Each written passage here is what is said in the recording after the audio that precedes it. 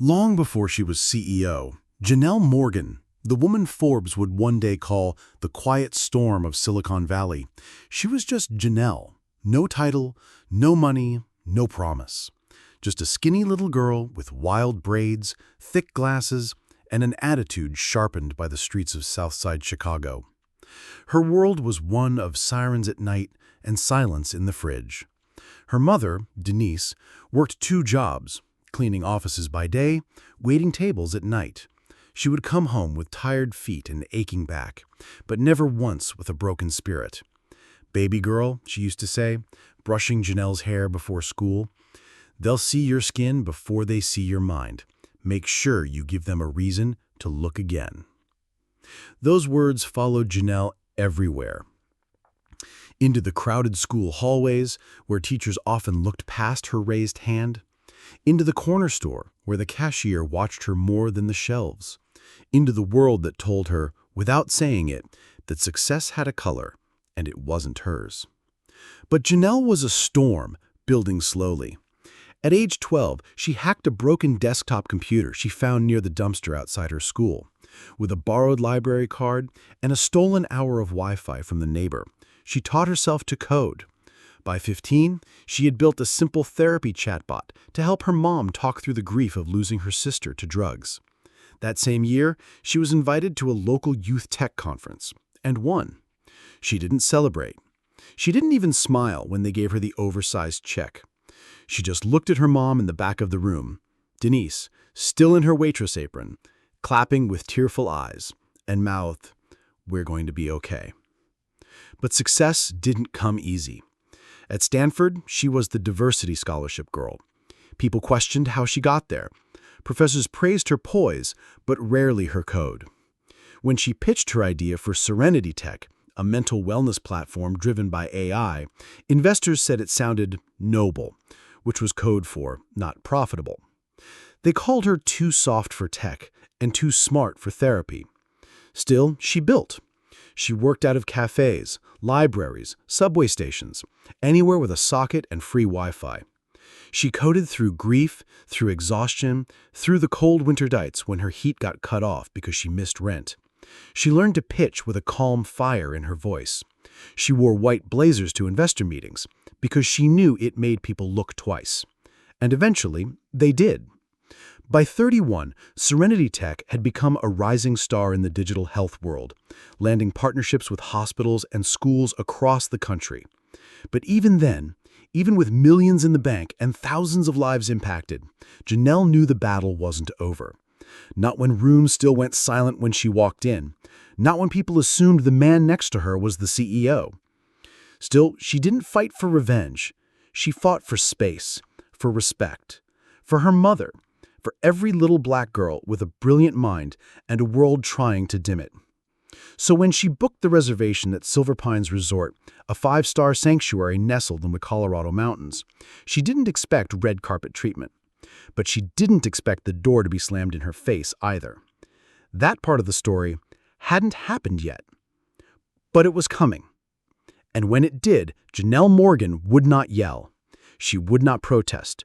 She wouldn't post a thread on social media. She would do something far more dangerous. She would own the building. In the polished boardrooms of Silicon Valley, power often wore tailored suits, carried thick wallets, and answered to names like Chad, Blake, or Daniel. Janelle Morgan was none of those things. She was a black woman in white heels, stepping into rooms not designed for her, pitching ideas the world didn't know it needed. At first, they barely looked up when she entered. The early investor meetings were brutal. Clean glass tables, soft leather chairs, and eyes that sized her up like she was a mistake someone forgot to cancel. She learned to spot the ones who had already decided she wasn't worth their time before she spoke her first word. "Tell me again what this Serenity Tech does," one middle-aged investor asked, sipping green tea without looking at her directly. "It's a mental health platform," Janelle said, voice steady, "designed to bring therapy to underserved communities using AI-driven conversation tools. Think of it as affordable, accessible emotional support, available 24/7. The man blinked slowly. So, like a robot therapist? No, she said, already annoyed but still smiling. Like a bridge between people and the care they've been denied for too long. They nodded politely, asked about numbers, laughed gently when she mentioned starting capital from a small local grant and some crowdfunding. Interesting, they would say, which was code for you're too early, or too brown, or too female, or too something. But Janelle kept showing up. She studied their language, how they moved money like chess pieces, how they wrapped mediocre ideas in shiny buzzwords and million-dollar valuations. She stopped shrinking. She wore her natural curls like a crown and let her words cut like a blade. When one VC panel tried to dismiss her by asking, "What makes you think you're the right person to lead this company?" she leaned forward, locked eyes, and replied, "Because I built it with bare hands and no safety net. If it breaks, I bleed. If it wins, the world heals. You don't get that kind of fire from someone with a backup plan." That was the day one investor, Amir Delami, a quiet Persian-American founder with a deep respect for resilience, slid his card across the table. He was the first to believe in her, the first check-in. From there, everything began to change. She hired a lean, brilliant team, people like her who had been overlooked but never outworked. A former trauma nurse, a UX designer raised by a deaf single father, a coder who had taught himself Python while in foster care. They didn't look like a traditional tech team, but their product worked. It worked because they built it for people like themselves. Within a year, Serenity Tech launched its beta in 3 cities, then 10. Testimonials flooded in, mothers who used the app after panic attacks, veterans sleeping better after months of nightmares, teenagers finding someone to talk to at 2 a.m. when no one else was there. Janelle didn't chase unicorn status, she chased results, and they came. Still, behind the awards and applause, there was fatigue. The burden of always being the first, the only, the example. She would go to conferences and be mistaken for the assistant. She'd watch male CEOs pitch half-baked apps and walk away with triple her funding. She was applauded publicly and questioned privately. Is it scalable? Is it clinical enough? Is it too niche? Niche. As if mental health, grief, trauma, and healing were a luxury only certain demographics deserved. One night after a pitch event in San Francisco where another founder had literally copied her deck layout and still got more interest, Janelle sat on the floor of her apartment staring at the ceiling, trying not to cry. Her mother called. "Still awake?" Denise asked gently. "I'm tired, Mama." There was silence. Then, "Baby, diamonds don't form in air. They need pressure. Keep going. Make it shine." So she did. She raised $6 million in Series A funding, led by a healthcare firm that finally understood the mission. She built Serenity Tech's platform to reach over 400,000 users across the country. She spoke at MIT, sat on panels with senators, and still made time to send her team personalized birthday notes. But even with all of that, there were moments she walked into rooms and still felt invisible. Not because she wasn't seen, but because too many people still didn't want to believe she belonged. That was the world she had learned to navigate, a world that measured her by how well she could fit into a mold she was never meant to wear. She didn't want to fit anymore. She wanted to own. The seed of Serenity Tech wasn't planted in a boardroom. It was born on a rainy night in a cramped apartment lit by the blue glow of a laptop screen with the soft sounds of her mother crying behind a closed door. Janelle had just returned from Stanford, burned out and broken. Her cousin, Trina, more like a sister than a cousin, had died suddenly of an overdose, a cocktail of pills and pain after years of fighting depression that no one around her truly understood or helped. Trina had been vibrant, funny, a poet with calloused knuckles from braiding hair on her porch steps for extra cash, but beneath the laugh was a long war with silence. They all missed the signs. Even Janelle. The guilt carved her from the inside out. One night, just days after the funeral, Janelle sat in her childhood bedroom, trying to make sense of the loss. Her mother, Denise, hadn't spoken all day. She had just stared at the photo of Trina on the wall, laughing, frozen in better times. Janelle, feeling helpless, opened her laptop. Coding had always been her refuge. Numbers didn't lie, and algorithms didn't judge. She began writing something. Not to build a business, just to build a way to breathe. It started as a simple chatbot. She called it Lena, a soft name that sounded like light. It asked questions, gentle, open-ended prompts, designed to guide users through grief, anxiety, or sadness. She trained it using real therapy techniques she studied online: cognitive behavioral therapy, mindfulness prompts, trauma-informed phrasing. She built the voice she wished Trina had heard before the end. Then one night, Denise walked past Janelle's room and paused. "You talking to someone?" "No," Janelle said, "just testing something." Her mother looked at the screen. The words flashed. "How are you feeling right now? You don't have to say fine. I can handle the truth." Denise stared for a moment, then sat down. She answered. It was the first time she had said anything real in weeks. They talked. For an hour, then two. Her mother spoke through Lena like it was a confessional. No shame, no pressure, just the safety of not being seen and still being heard. When she finally went to bed, Janelle sat frozen. She knew. This wasn't just a project. This was a lifeline. From there, Janelle poured everything into it. She restructured the bot into modules: grief, anxiety, loneliness, panic, trauma, and burnout. She created an interface clean enough for an old phone screen, coded in accessibility tools for visually impaired users, and kept every feature free. She tested it in shelters and community centers, spoke to veterans, single moms, queer youth, and pastors.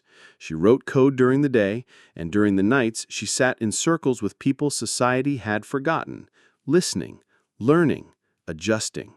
They didn't want jargon. They wanted to be heard. They didn't want diagnosis. They wanted language that didn't make them feel broken. One trans teen told her, "It's the first time something felt like it was made for me, not about me." That's when the name Serenity Tech came to her. Not a therapy company, not a tech giant. A sanctuary, a place to breathe. She registered the LLC with $147 left in her bank account. The early months were chaos: late nights, server crashes, personal doubt. She worked from her car sometimes, chasing Wi-Fi and inspiration. Every time she was about to give up, she thought of Trina, and she thought of her mom, who still used the app weekly and swore it was better than Oprah. Finally, with a working prototype and real-world testimonials, Janelle entered a startup accelerator. It was a long shot, but one judge, a former therapist turned investor named Linda Chow, pulled her aside after demo day and said, "I've seen hundreds of mental health apps. Yours didn't just check boxes, it felt like it listened. You have something real." Linda became her second investor. By year's end, Serenity Tech had 15,000 users and a growing waitlist. The platform was spreading through word of mouth in communities that most tech founders never visited: barbershops, churches, clinics, even prison programs. She wasn't just disrupting mental health, she was democratizing it. And though she had yet to feel accepted in the venture world, she didn't care. She had created something that worked, something Trina would have loved, something the world didn't know it needed. Yet. Janelle Morgan had walked through fire, but her mother had carried her through it. Denise Morgan was not a woman of many words, but the one she gave stayed with you. She was carved from resilience, stitched together by long hours and louder prayers. Her life was a symphony of sacrifice, one built in silence, in unspoken hunger, in the aching joints of someone who never had the luxury to sit down and dream. She raised Janelle in a one-bedroom apartment that smelled like floor polish and the Sunday stew she stretched across 3 days. She made miracles out of food stamps, wrote checks in pencil because she wasn't sure they'd clear, and kept a tin box of dreams, Janelle's report cards, drawings, little love notes tucked under her pillow. And through it all, she smiled. Not because life was easy, but because Janelle was watching. As Serenity Tech began to grow, as media started to call, as big names began to ask for meetings, Janelle would come home to that same apartment. Denise never left, never upgraded. When Janelle asked her why, she simply said, "This place raised you. I'm not leaving until you raise something that lasts longer than both of us." It was in that apartment, on a cool March afternoon, that Janelle brought her mother a gift. A printed itinerary, a set of plane tickets, a reservation to Silver Pines Resort, a luxury mountain retreat tucked into the snowy peaks of Colorado, known for its world-class spa, panoramic views, and air so clean it made you believe in healing. Denise blinked.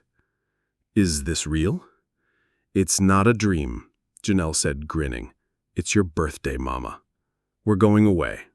No phones, no emails, just snow, spa robes, and silence." Her mother held the papers like they might melt. "But, baby, I don't belong in places like that." Janelle took her hand. "Yes, you do. You've always belonged. They just didn't know it yet." Planning the trip became her obsession. She worked around the clock to tie up loose ends at the company. She postponed meetings, rescheduled interviews, turned down speaking engagements, all for one weekend. One moment. A moment where she could look at her mother, not as the tired waitress in a cracked leather booth, but as a queen, sipping tea in a robe with a mountain view.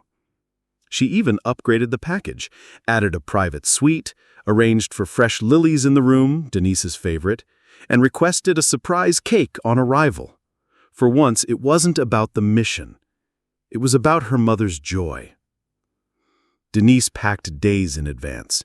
She ironed every outfit twice, watched YouTube videos on how to behave in a resort, asked if she needed the kind of purse rich people carry. Janelle laughed. "Mama, you are the purse. You are the prize." On the day of the trip, they flew out early. Denver greeted them with crisp air and morning sun. A black SUV waited with their name printed on a card. The mountains rose in the distance, tall and proud, as if they'd been waiting for this moment too. As they drove up the winding road toward Silver Pines, Denise leaned her head against the window. "Your daddy once said we'd never get out the south side." She whispered. "Guess he was wrong twice. First about me, then about you." Janelle reached over and squeezed her hand. "You got us out, Mama." I just kept walking. They arrived at the gates of the resort just after noon. It was as beautiful as the photos. Log cabins with sleek, modern interiors, waterfalls carved through ice, deer wandering freely through the pine-covered slopes. The staff wore polished uniforms, their voices low, their smiles curated. As Janelle stepped into the lobby with her mother beside her, she felt a quiet victory rising in her chest. But the moment didn't last. Because from the moment the receptionist looked up and saw them, two black women, in expensive coats, one holding a Louis Vuitton bag too confidently, something changed. The smile faltered. The warmth receded. She felt it like a shift in temperature.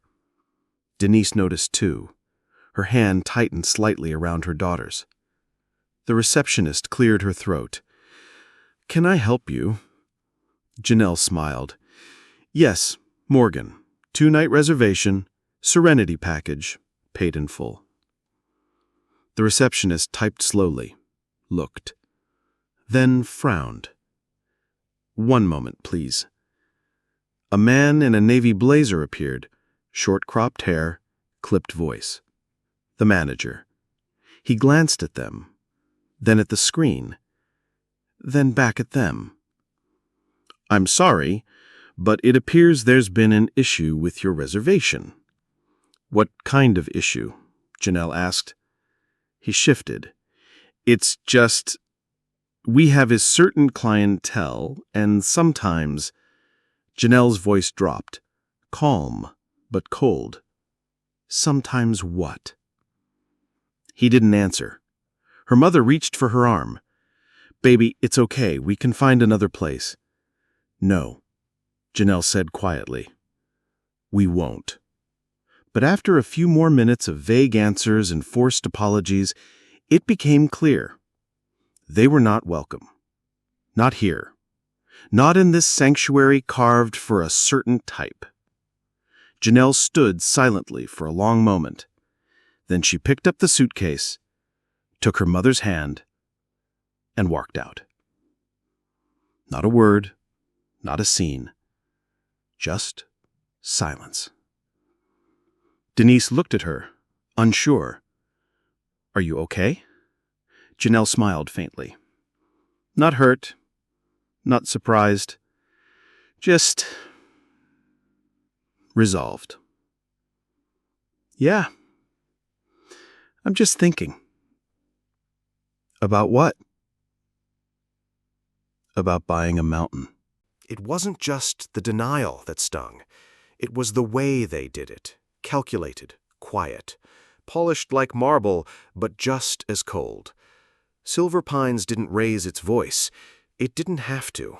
It hid its discrimination behind clipped smiles, vague policies, and the all-powerful phrase, "We reserve the right to refuse service." They made it seem procedural, like maybe there was a glitch in the system, like maybe they just didn't have the room anymore, like maybe this wasn't about race at all. But Janelle Morgan had built her entire life reading the subtext behind the script. She knew what it meant when someone kept calling her ma'am, but never made eye contact. She knew what it meant when the staff whispered behind the counter, glancing too long, typing too little. And she especially knew what it meant when a manager emerged without being called. It meant, "You don't belong here."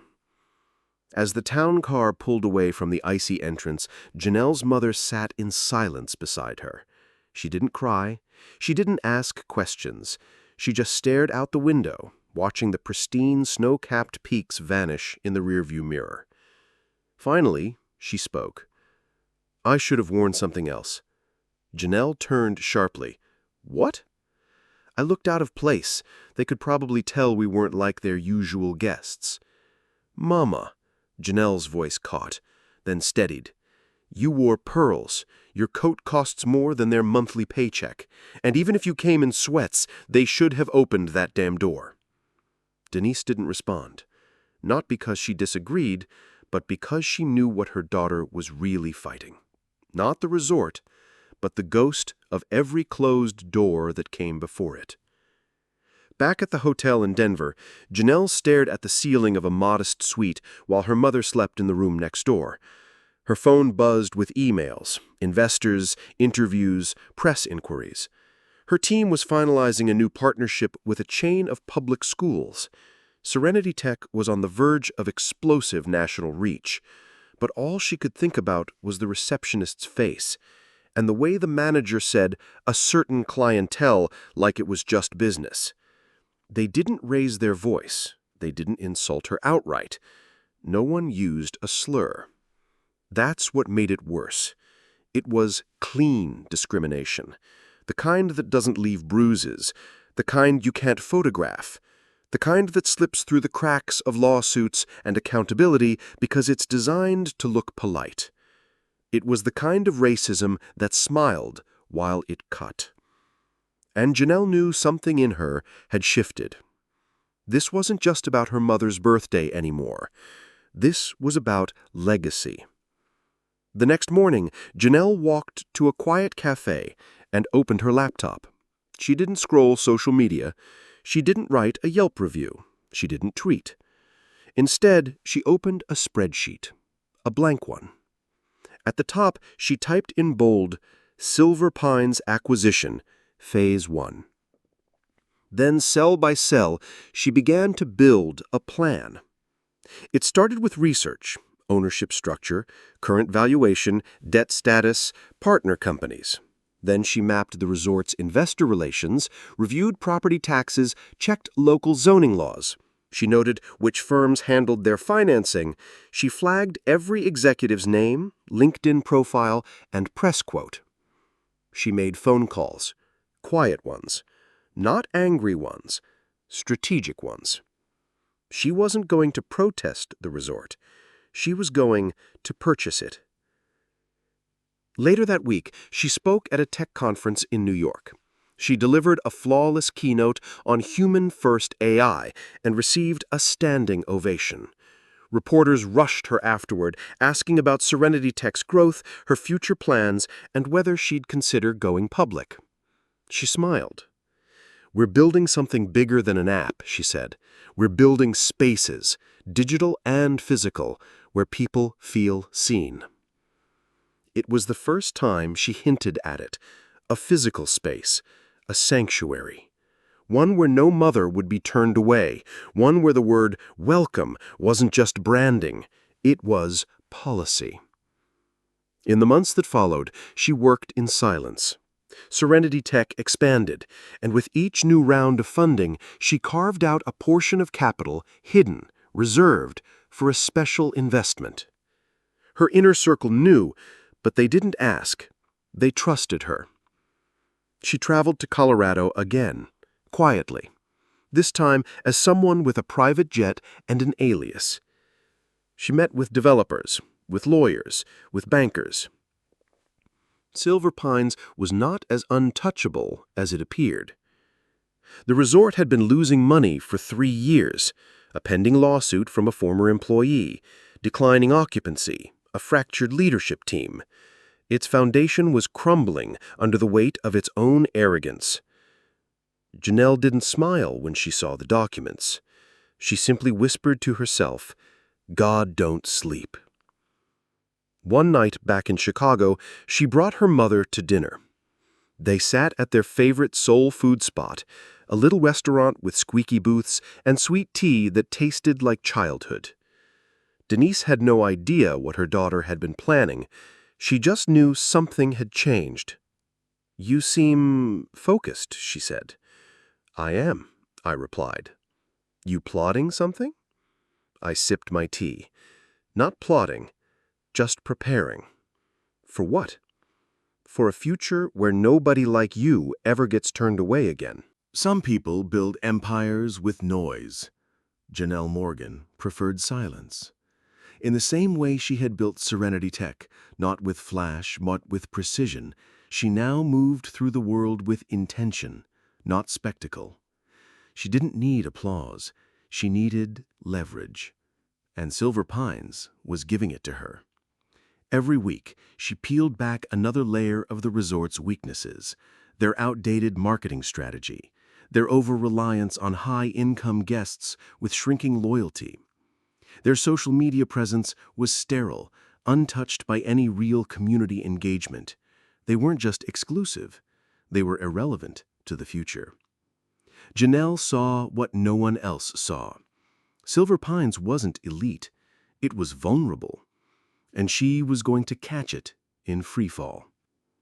She started by buying the debt. Through a shell corporation in Delaware, she quietly acquired a portfolio that included a portion of Silver Pine's unpaid loans, debt the resort was trying to refinance after a rough winter season. She didn't need to own the building outright, not yet. She just needed a seat at the table. And the table was wobbling. Behind the scenes, she reached out to a former executive of a luxury hotel chain, Monique Tai, a mixed-race woman who had been pushed out of the industry for being too bold. Monique had vision. She knew how to modernize luxury, and she believed in Janelle. Next came the architects. Not traditional resort designers, but black and brown creatives who specialized in healing spaces. People who could translate Janelle's dream into timber, stone, and sky. She wanted to keep the bones of Silver Pines, but she would change its soul. Meanwhile, Serenity Tech was exploding. Janelle was named in Time's 100 Most Influential list. She gave a TED Talk titled Dignity in the Digital Age that went viral. Therapists began using her tools in hospitals. Schools reported significant drops in student mental health crises thanks to Serenity's anonymous check-ins. She was becoming the face of a new kind of tech. But she never forgot the moment she stood in the lobby of that mountain resort with her mother and was told, without words, that they didn't belong. So she let that moment guide her. Each email she sent, each lawyer she hired, each move she made. The deal came together like a well-rehearsed symphony. A second winter storm damaged part of the resort's main lodge, causing a flood of cancellations. The resort scrambled to raise emergency funds. A key investor pulled out. Their general manager resigned. Enter Everwell Holdings, a private equity firm that made an aggressive offer to purchase 70% of the resort. The board accepted. They didn't realize that Everwell Holdings was a front. They didn't know the true owner until the ink dried. It happened on a Thursday. The resort board gathered on a video call to finalize transfer documents. Half were distracted, assuming this was just another quiet acquisition by another faceless investment group. One man joked about cutting costs by reducing non-core amenities. Then the Zoom screen changed, and Janelle Morgan appeared. White suit, braided hair pulled into a regal knot, a face that none of them could mistake, even if they wanted to forget it. "Good afternoon," she said, calm as a glacier. "I'm your new majority owner." Silence. One board member stammered, "Ms. Morgan, I think there's been a misunderstanding. This firm, Everwell, is mine," Janelle finished. "Every share, every signature, every cent." A pause.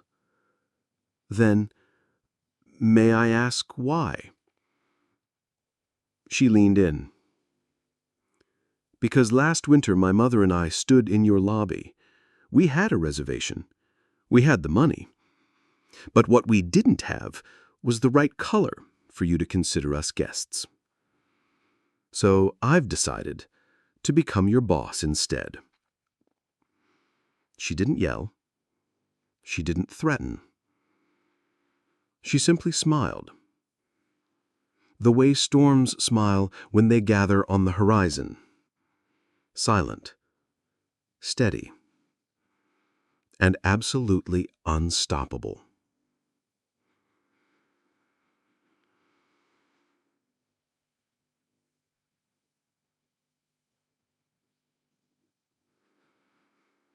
That evening, she sat in her Denver hotel suite with Monique Tai and her core team, a bottle of champagne on the table, the new deeds in a folder.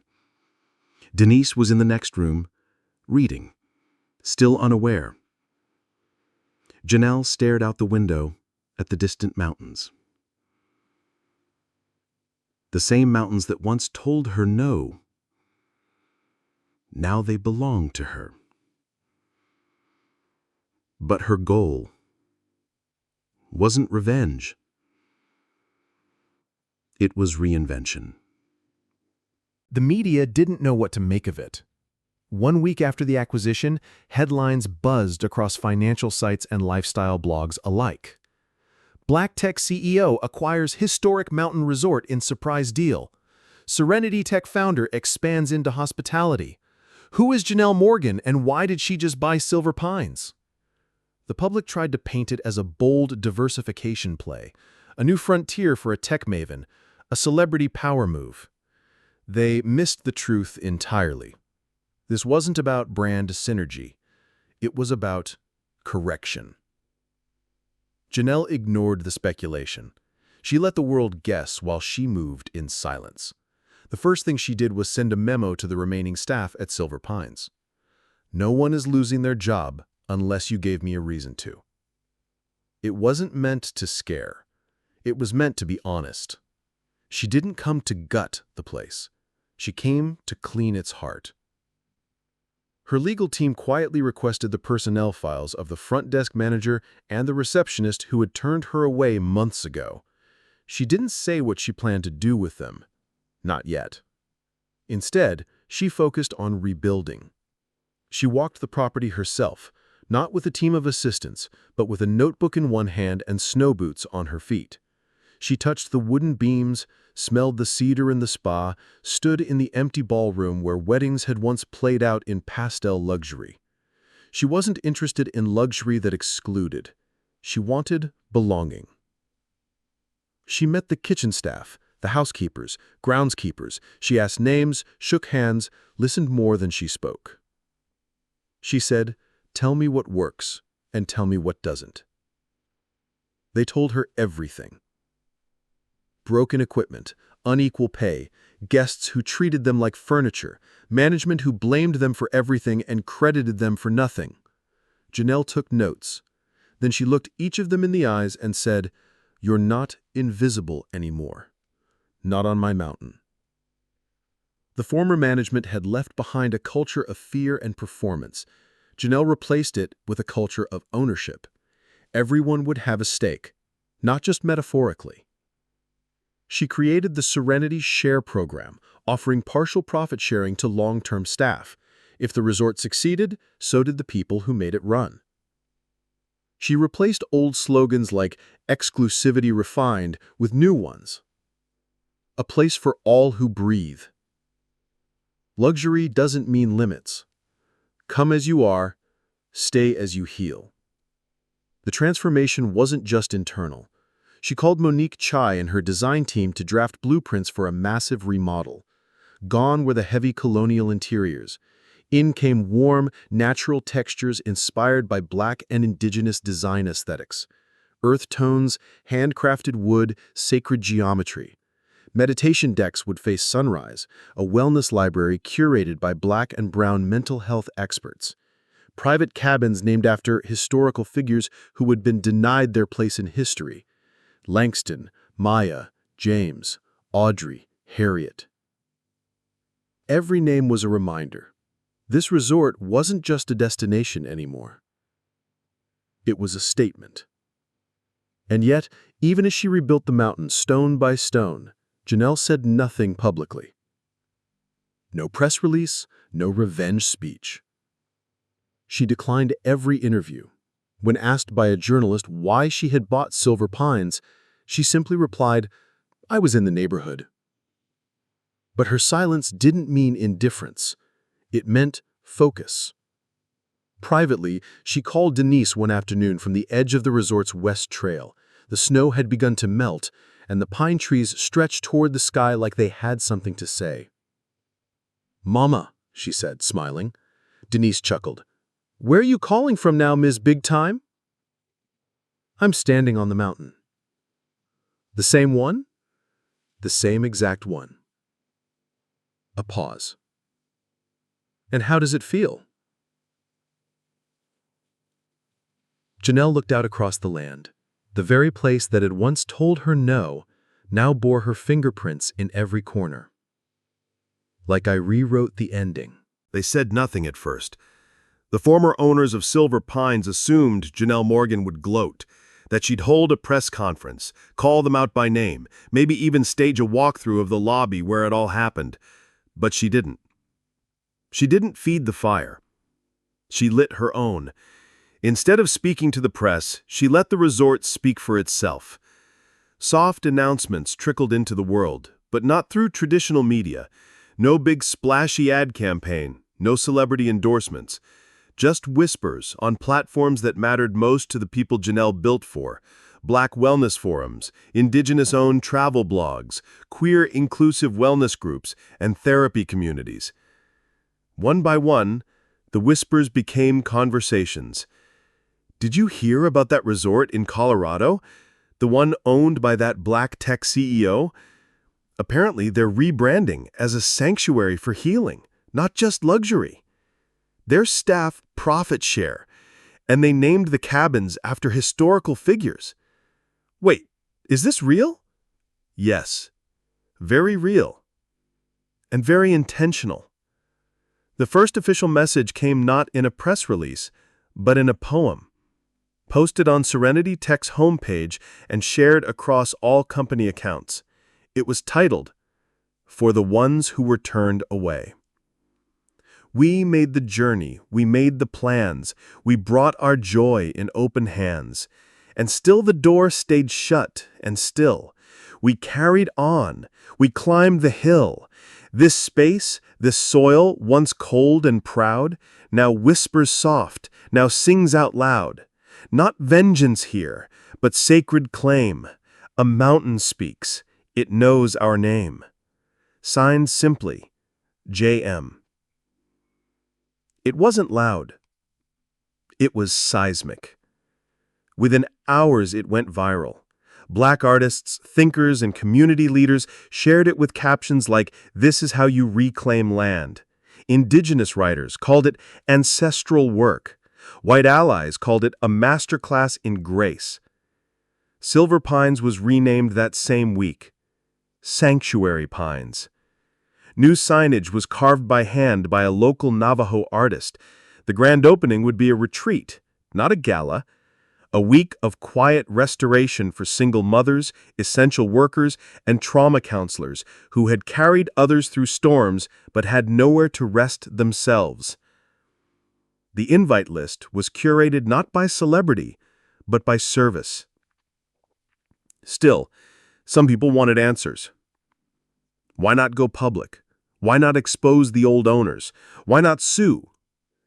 Janelle sat down with one journalist, Ava Kincaid, a young black reporter from The Atlantic, whom Janelle had quietly followed and respected. In a private cabin, over chamomile tea and snow outside the window, the two women sat. Ava asked softly, "Why didn't you go after them?" Janelle thought for a long moment, then said, "Because my story was never about them. It was about us." Ava nodded. "And what do you want people to know now?" She leaned back. "That you don't need a seat at their table when you can build your own mountain." The article published 2 days later under the headline, "Not Revenge, Reclamation." It was shared over 1 million times. In Denver, Denise folded the article and placed it in a box with Janelle's old college certificates, Serenity Tech's first product mock-up, and a photo of them standing outside the resort that winter day they were turned away. That moment would live on, not in bitterness, but as a bookmark, before the chapter where everything changed. They didn't arrive in limousines. They came in borrowed cars, shared vans, buses from distant towns. Some wore winter coats 2 sizes too big. Others came with only layered hoodies and a handwritten invitation clutched tightly like a passport. These were not the usual guests of mountain resorts, and that was exactly the point. They were nurses who had worked double shifts through a pandemic, social workers who stayed long after their paychecks ended, single mothers who raised children while carrying grief in silence, a retired civil rights attorney from Selma, a Lakota grandmother who'd counseled survivors for decades, a poet who ran a mental health hotline by herself every night. The invitation had said, "You've held others long enough. Come rest where the world will hold you." And they came. Janelle stood in the lobby that morning before sunrise, wearing a simple bray sweater and soft boots. No press, no cameras. Just her and the new Sanctuary Pines team ready. The fireplace glowed. The scent of cedar tea filled the air.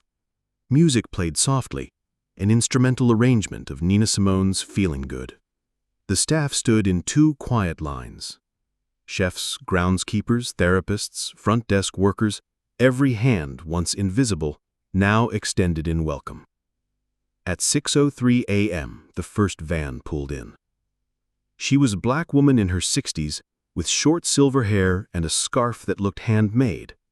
Her name was Claudine. a midwife from Baton Rouge who had helped deliver over 400 babies in underserved communities. When she stepped into the lobby, her eyes widened. She looked around slowly at the wood beams, the hand-painted signs, the framed portraits of Maya Angelou and Bell Hooks. Then she saw Janelle.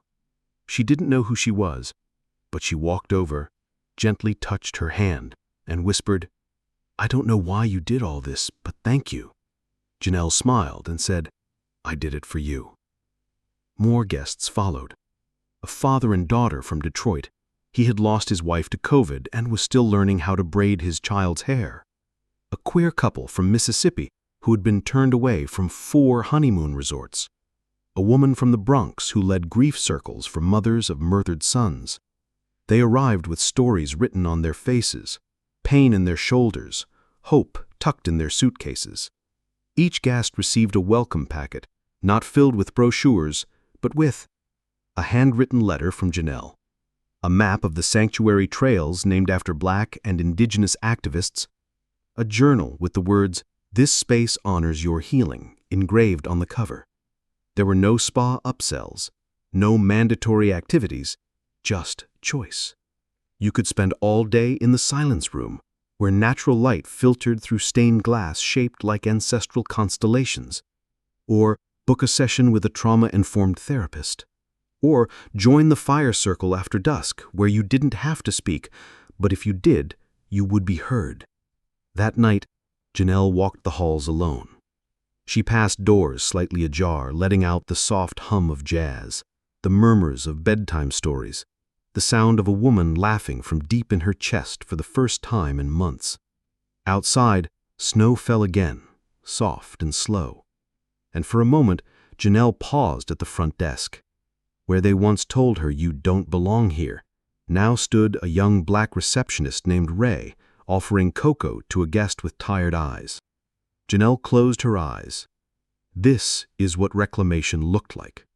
Not a fight, not a spectacle, but peace, created intentionally, held quietly, and shared freely. It was almost a year to the day since Janelle Morgan had stood on the icy steps of Silver Pines, clutching her reservation and her pride, only to be told she didn't belong. Now, the resort was hers. No longer Silver Pines, now Sanctuary Pines. And on this snowy afternoon, as the clouds rolled over the Colorado mountains, a luxury black SUV pulled into the gravel path that led to the newly carved wooden sign, a reservation under the name Richard L. Cavendish, former co-owner of the original Silver Pines. Janelle knew he was coming. He'd sent a formal inquiry weeks prior through a third-party agent requesting a private weekend retreat for executive clarity and reflection. It was signed politely, almost cautiously, and bore no mention of the past, no apology, no confrontation, just a question. Is the new Sanctuary Pines open to all? Janelle replied personally, "Dear Mr. Cavendish, Sanctuary Pines is open to all who arrive in good faith, ready to rest, reflect, and receive. If that is your intention, then yes, welcome."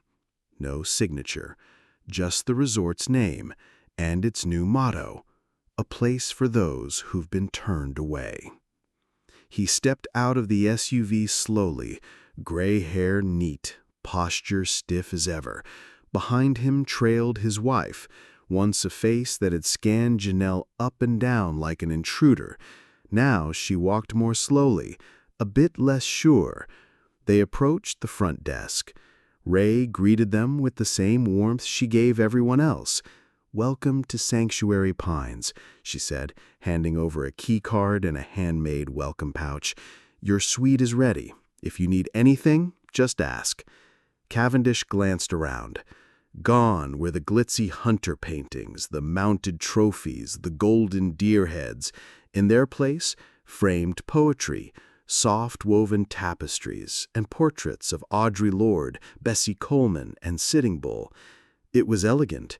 It was unmistakably intentional. It was no longer his. Janelle didn't approach them the first day. She didn't need to. Let the walls do the talking. Let the guests in the hallway, wrapped in robes and exchanging gentle laughter, speak the new language of the space. Let the quiet do the work. On the second night, Cavendish requested a meeting. It was held in the Garden Library, once an elite wine cellar, now transformed into a sun-drenched reading room with floor pillows, therapy dogs on weekends, and books by Baldwin, Hooks, and Coates on every shelf. Janelle arrived in all black. No logos, no armor, just presence. He stood when she entered. He said, "Miss Morgan." She didn't correct him. She just waited. He continued, "I didn't expect this," he gestured to the room. "It's beautiful." Janelle studied him. "It's what it was always meant to be." He nodded slowly. "I was wrong back then about you, about what this place could be." There it was, the thing no one ever says until the power balance has shifted. She nodded once. "Thank you. I'd like to make a donation." He reached into his coat. "To whatever cause you—" She stopped him with a hand gesture. "You've already contributed," she said, her tone even. "You gave me the final lesson I needed." He blinked. "And what was that?" "That the door they close on you," she said, "is the one you were meant to own." Silence settled. Heavy. Not bitter, just honest. She didn't stay long. Later that night, Cavendish walked the halls alone. He passed a young black couple laughing over cocoa, a Cherokee elder leading a storytelling circle, a trans woman writing poetry by the fire. He paused outside the silence room. The sign read, "Your voice matters here, even your silence." He stood there a long while, then turned and left. Janelle watched from the second-floor balcony as his SUV disappeared into the falling snow. She didn't smile. She didn't cry. She just closed her eyes and whispered, "Let the healing continue." There was a photo they used to keep in the old Silver Pines office, a black and white image of the original founders, all white men in suits, standing on the grand staircase, cigars in hand, legacy in their eyes. It hung framed behind the front desk, visible to every guest, a silent assertion of tradition. That photo was gone now. In its place was a canvas, not of a person, but of a moment. The silhouette of a woman standing alone in snow, her coat billowing, a resort looming behind her. Her head held high, her fist at her side, not clenched, but certain. No plaque, no name, but everyone knew who it was. The press had tried to define Janelle Morgan a dozen different ways. Tech genius turns luxury, black female CEO breaks barriers, revenge resort, woke takeover of classic destination. She smiled at none of them, because she knew what they didn't, that this wasn't about revenge. It was about memory, about presence, about refusing to disappear just because someone else was uncomfortable with your visibility. In one interview, a young journalist asked, "What do you hope your legacy will be?" And Janelle answered without blinking, "I'm not building a legacy. I'm building continuity for those who were told their stories didn't count." That quote became a mural near the Sanctuary Pines Retreat Center, painted by a team of teenage girls from the local high school, most of them black or Latina, many of them never having seen a CEO who looked like them, much less one who sat with them and asked them about their dreams. Janelle didn't seek fame, but it found her anyway, because there was something undeniable about a woman who refused to disappear. even when the world politely suggested she should. She was invited to speak at forums, but only accepted the ones that gave space to the marginalized. She turned down glossy magazine covers that wanted glamour but not truth. She funded scholarships quietly. She mentored loudly. And every few months she returned to the same bench near the fireplace at Sanctuary Pines. No entourage, no announcement. Just her journal, a cup of herbal tea, and the quiet satisfaction of knowing she had changed not just the building, but the story. In the end, they couldn't erase her. Not because she fought for attention, but because she stood long enough, clear enough, and open enough that the world had to adjust its lens. She had become part of the landscape, not as a novelty, but as a necessity. A lighthouse for every woman who had been told she was too loud, too ambitious, too different. And in rooms far from the mountains, in board meetings, in classrooms, in therapy circles and startup incubators, her name was whispered, Janelle Morgan. Not as a symbol, but as proof that being rejected is not the end of the story. Sometimes it's the beginning of a better one. It began, like most powerful things do, with a quiet idea. A former guest, Carmen Wills, a trauma counselor from Baltimore, had written to Janelle 6 months after her stay at Sanctuary Pines. The message was short. What if we created space for the women who do the holding? A retreat, not for healing others, but for healing themselves. Janelle read it twice, then once more, and by the end of the week, a plan was in motion. They called it the Carriers, a 5-day all-expenses-paid retreat for women who had spent their lives carrying the emotional burdens of others: nurses, teachers, mothers, social workers, prison reform advocates, hospice volunteers, and mental health workers. The only rule? No fixing, no serving, just being. Invitations went out in hand-addressed envelopes with pressed lavender. Over 500 women applied. Only 40 could be selected. Some cried just reading the letter. "I didn't know anyone saw me," one wrote. The first night of the retreat, there were no speeches. Just a bonfire under the stars, chairs arranged in a wide circle. Janelle didn't speak until everyone had settled. Then she stood, hands in her pockets, and said softly, "This space belongs to you now. There is nothing you need to prove, no strength you need to show. You are allowed to fall apart here and to rebuild at your own pace. And if all you do is rest, that is enough." No one applauded. They just breathed. For some, it was the first full breath they had taken in years. Over the following days, something sacred happened. A retired midwife slept for 14 hours straight, then woke up crying because she hadn't realized how tired she was. A formerly incarcerated activist led a yoga session for the first time since her release, and finally forgave her body. A grief counselor, who had buried her own daughter 10 years earlier, sat by the frozen lake with another mother who understood without speaking. They wept in sound baths. They laughed in cooking classes. They screamed into the canyon at sunrise. And no one judged them, because this time they were the guests. On the 4th night, the power went out. An unexpected blizzard swept through the mountain pass, cutting electricity for nearly 2 hours. Some panicked at first, worried their trauma would return in the dark. But Janelle, calm as always, walked into the center of the dining hall, only lit by candles, and began to hum. One by one, the women joined her. Low, steady harmony. Not a hymn, not a chant, just a sound their bones understood. When the lights returned, many were crying, not out of fear, but release. The final day was simple.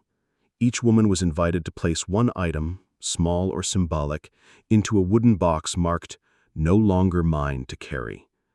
Some placed old photos. Others folded pieces of paper with names, dates, memories too heavy to say aloud. One woman left her stethoscope. Another, a broken rosary she'd worn through years of silent suffering. They closed the box together. No ceremony, no words, just the weight lifted. After the retreat, the stories began to ripple. The nurse from Detroit went back and founded a rest center for burned-out caregivers. The former inmate became a trauma consultant for youth shelters. One woman left her abusive job with a simple message to her boss: "I have learned I am not disposable." Sanctuary Pines would never be the same. Neither would Janelle. Because this retreat hadn't just changed the women who came. It reminded Janelle of her own reason. Not revenge, not business, but sanctuary. A place to return to yourself, again and again. Tucked behind the east wing of Sanctuary Pines, where the hallway narrows and the light softens through stained glass panels, stood a door with no label, just a bronze plaque: the Legacy Room. It wasn't advertised in brochures. It wasn't listed on the website. You didn't find it. It found you.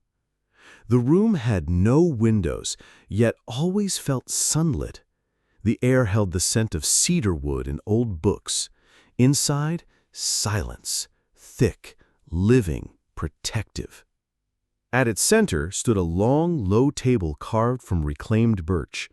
Above it, a skylight cut into the roof with surgical precision, casting light only at midday onto the items placed below. And what lay there wasn't money or medals or awards. It was memory.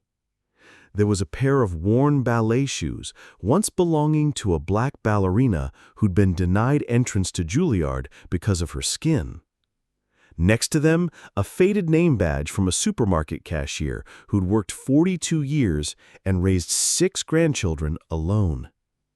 Beside that, a flight journal, handwritten in neat, precise script from a Tuskegee airman who never got a parade. Every item had a name, a face, a story. And every story began the same way. They said I didn't belong. The Legacy Room was Janelle's idea, but not her space. It belonged to the unseen, to the unheard, to those whose contributions had been swallowed by history and then spit out as footnotes. And now finally, they had a room.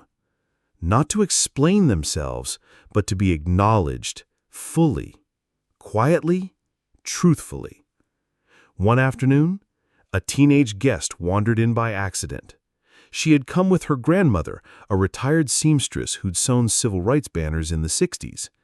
The girl stood frozen before the display case, holding a frayed lunch counter stool recovered from a sit-in in Birmingham. On the wall behind it, scrawled in looping gold paint, "They came with nothing but their names and left behind everything we stand on." The girl turned to Ray, who happened to be passing. "Is this a museum?" she asked. Ray smiled gently. "No, baby. Museums are where they keep the dead. This room is still alive." Every Sunday, Janelle visited the Legacy Room. She walked the rows slowly, touching nothing, listening deeply. Sometimes she'd bring a guest with her, someone who asked the right question or carried the right reverence. She never explained the items. She let them speak for themselves. One afternoon, Janelle brought her mother.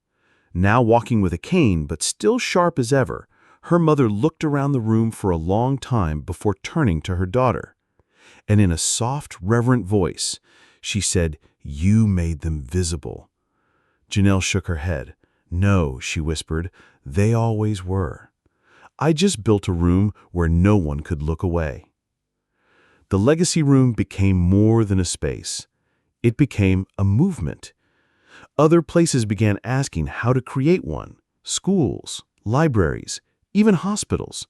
But Janelle refused to franchise it.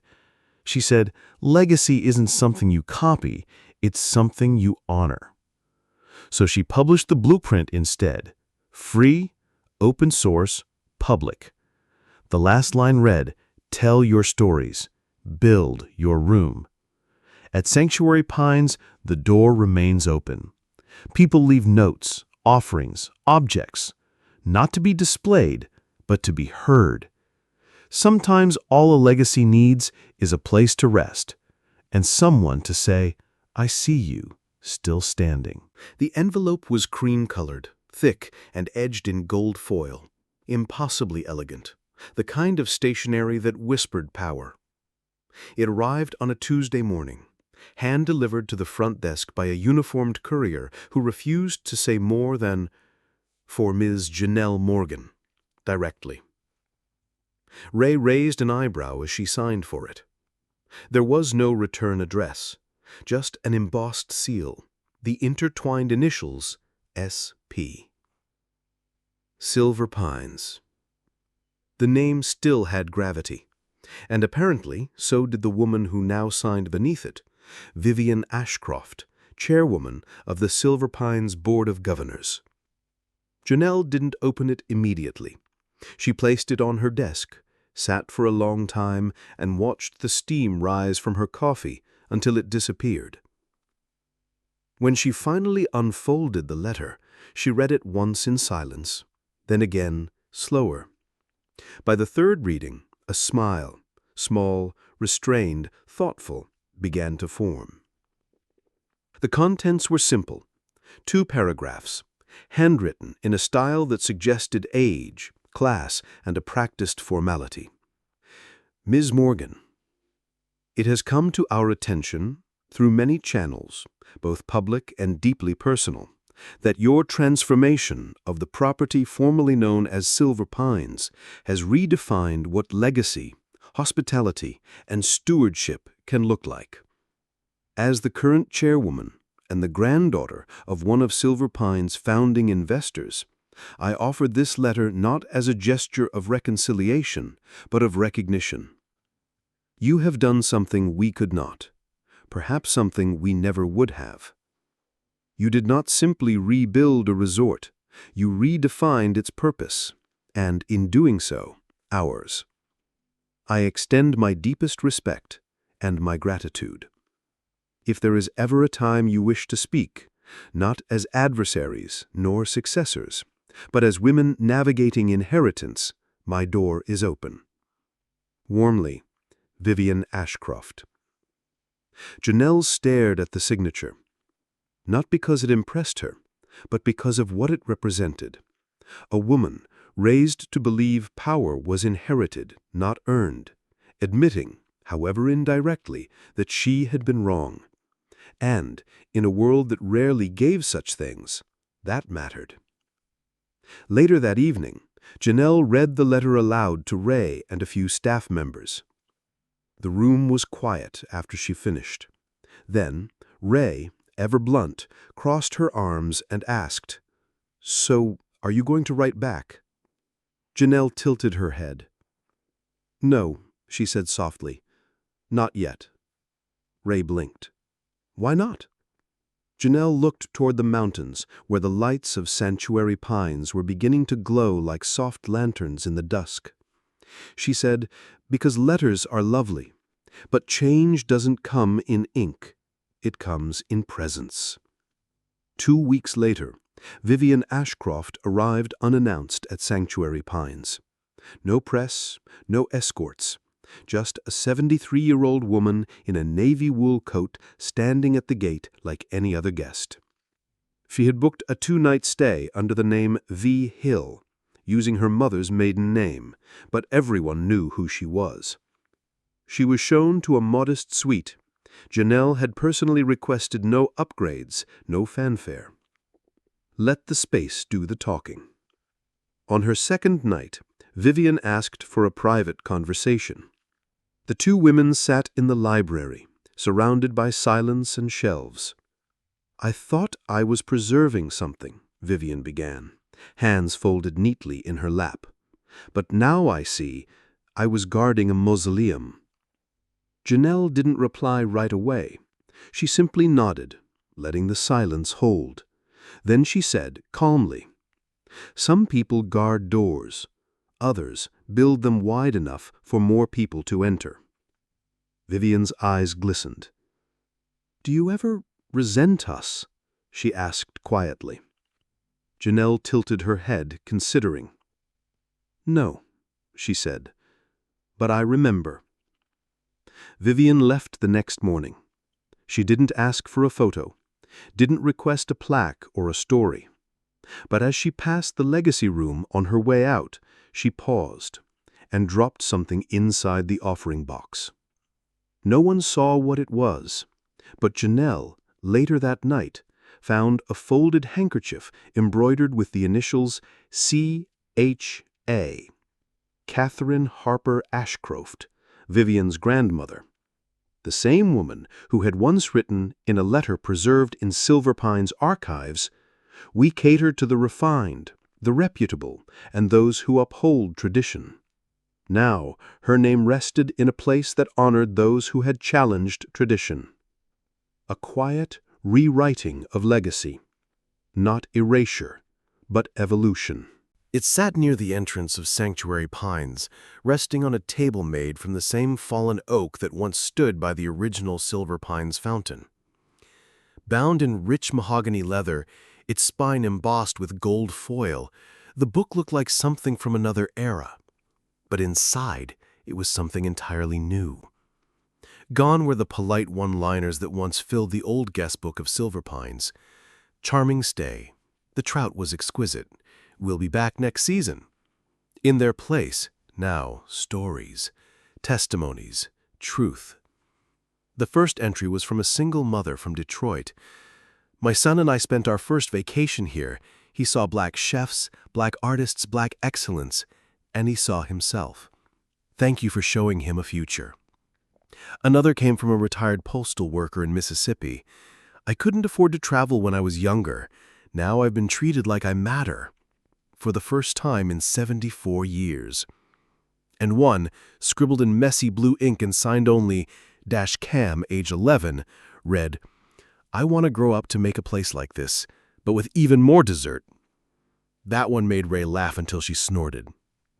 Janelle didn't read the guest book every day. She didn't need to. But on Sundays, when the resort quieted and the light in the atrium softened to gold, she would sit beside it, sometimes with a glass of tea, sometimes just in thought, and turn the pages slowly. Each one was its own chapter, and together they told a story far bigger than the resort, bigger than the scandal, the rejection, the buyout. They told the story of what happens when someone builds a table that others tried to keep them from sitting at, and then pulls up more chairs. One day, Ray slipped in a short note, just 3 lines. "You didn't just prove them wrong. You proved us right to believe in you. Thank you for building it anyway." She didn't sign it, but Janelle recognized the handwriting. She ran her hand over the words like a blessing. The guest book became its own pilgrimage. Visitors left stories of joy, grief, healing, rebirth. A grandmother scattered her late husband's ashes on the meditation trail and wrote, "We were refused here once. Now he finally rests in peace."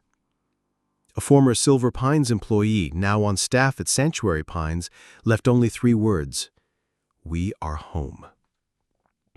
Eventually, the guest book grew too full to contain, so they scanned each page, preserved it, and created a digital archive, a living library of human experiences. New volumes were placed beside the old, each one different, each one sacred. They called it the Book of Belonging. One day, a young woman checking in asked if it was true that Sanctuary Pines had once refused to serve its own owner. Janelle, who happened to be behind the counter, smiled. "It's true," she said. The woman blinked. "And you own it now?" Janelle nodded. "Now," she said, "we all do, in a way." The woman turned toward the guest book, flipped to the last empty page, and paused. Then she wrote, "This is not a resort. This is a revolution disguised as rest." Outside, the trees swayed in the mountain breeze. The wind carried the scent of lavender and rain. Inside, the book remained open, ready for the next story, the next truth, the next voice that had waited too long to be heard. Because here, they didn't just check in. They belonged.